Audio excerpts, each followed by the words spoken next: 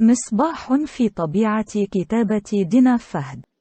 مصباح في طبيعة كم جلسة أنادي عليك وإنت لا تأتي لتأخذني من هناك من مكاني ذاك مكان تخافي يا مصباحي وذلك هواء وطائرين وربيع يناديني وشروق شمس يجوزني وغاب ليلى قالت عودنا بعده غابت الشمس ولم تشرق مرة ثانية واختفى وانا جلسة تأمل في سماء وقال ليتني طيور حر ما حسن أن أنس من كون مسجون في قفص وخارج بسبب قفص وما في معنى لا فقده كنز بعد ذهب.